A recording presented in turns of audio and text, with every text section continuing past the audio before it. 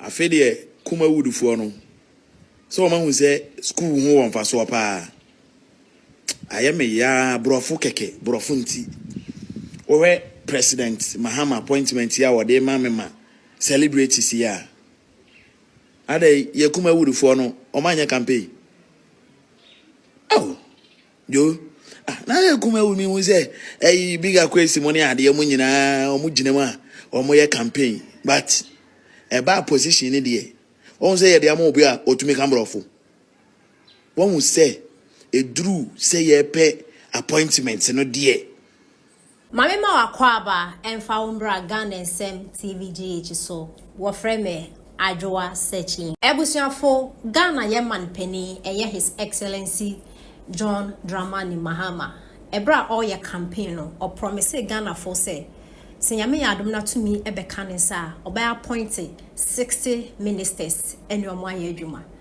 na His Excellency John Dramani Mahama yame yadom yeto aba wa be Ghana mampeni no wa force ya say or appointed 60 ministers I think say 60 ministers in the wenya na His Excellency John Dramani Mahama promise 150 to say the NPP for appointing and I don't think say okay asem wo ho she say aside 60 ministers no appointment akoso ya asem keto galamsey appointment drape machine appointment any yasem keto akra na His Excellency John Dramani Mahama ni appointment no ensem bebre akoso and asensem bebre akoso wo ho na titru pa NDC for mo social media or mo kasa de ma NDC amayoko no wa bra ye campaign no mo kire say omo edi His Excellency John Dramani Mahama ne ho ya papa penya nsem keto akra listen amafo kire say ahu na te say kuma woodfo no omo ye advert de ma NDC amayoko no e de no mo aye are they not human beings? Are they not celebrities? Are they na mo de omo aye campaign na appointment do so in cranfo actors na actress no omo aye campaign bia na mo asesa appointments in their mom NDC for communicators na say His Excellency John Dramani Mahama only NDC for ending ye only Kumawood actors na ending ye na nipa ba kwa mo boni din pa maame Christiana Awuni na Ghana fu bi ebisa de say so when we say education very important so uko school anka appointment here kosi anka ubenye bi but one kasa Christiana Awuni no ebetena social media kasa tia free SHS wa kasa tia free SHS so many times and mo father dia omudi ne free SHS no kwa munsua de ensem bebre na kasa fa free SHS no in the name of all your politics and the name of all your campaigns send e be NDC for beba when say free SHS and as education na kasa tia no say education na as qualification na wuni ntino appointment on mama what dear my James Gardner Mona Jocelyn Dumas mo and KOD mo and just His Excellency John Dramani Mahama Ghana for say Kumawood actors in the ye na Ghana for so I reacted to a year Christiana Awuni in sama or can edify free SHS one Ghana for HS oh sorry and now kasa etia free SHS well so we campaign e do so no omo the appointments akọ mo a omo deserve the things me course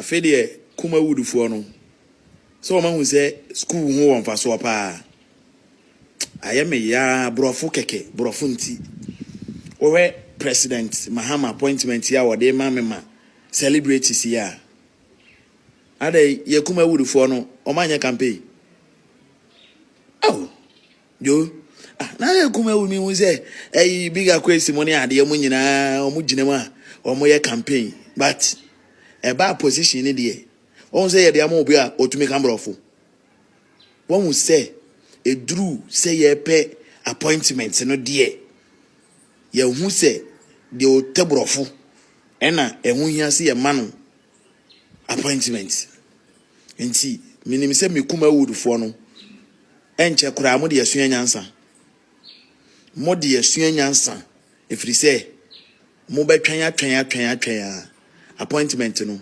enuru mo so da because appointment no baye James Gardner mo ene omo keka ho no ene abeku Santana mo ene yasesa mo efi say omo na yesusu say omo tebrofo a ometumi express mo ho won say ba ye no ya mfrɛ mo what is here bokuma wudi ni bi am an appointment munya nwhwe next time obesua borofo kan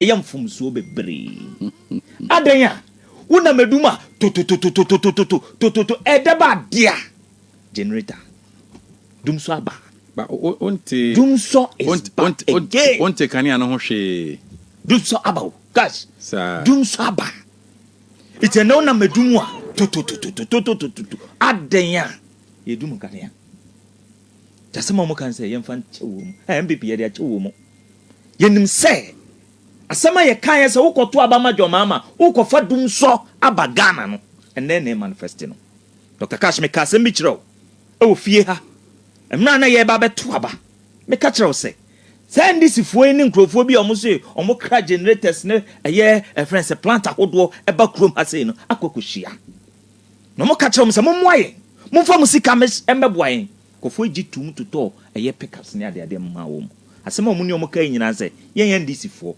yenye ba yenime kwan ye be fa so ama mo plant ene mo generator no adwuma no akoso enu na omude eye wo mu enu na omude ye Ghana foi enne obia epe ni generator echi kwan dum so aba enne obia epe ni generator echi kwan ukwa adwuma me no ka say me fi adwuma me be Dr. Cash generator yi eye dede sa ne boys omo PZ wonum nyina me komanim honum nyina friends say Prudential Plaza nche obia ebuafu adentia president mama abebiu na anajo ukofia agise ofre bi say light wo fie sakasa we so anda na nado danko akufado ene yeraba umia sakasa we etwemu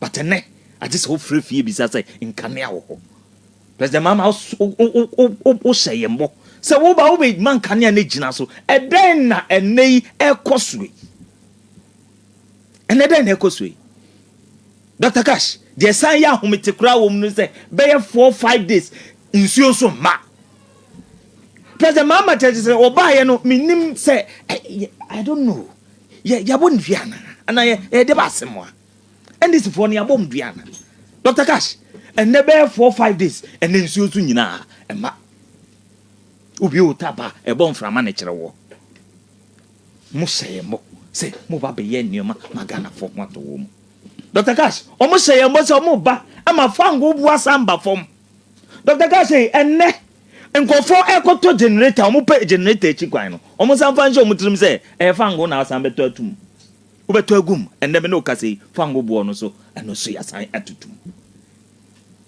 It is two trouble, one God. And that's some nesi will crow him. And that's some nesi will crow him. Most say about some of them Ghana from what to womb. But a nay, young Shania cost will grow him. Yeah, and I'm a Ghana for a babatum will grow him. And young Caniana Mudumna. A pipe and a mudum. For a boka and a costro. Yako counsel and Grofui and my anchor will grow. Dr. Cash. 2 months and 2 months and you do impo. Ebe 45 days be on betna a yakunyam so. And then Munji Bavetana and a president mama a director a finance minister say Unkunku Tria friend saying bond holder sika any other day. Hey, Mini and Cocoa baby you. And Cocoa baby you.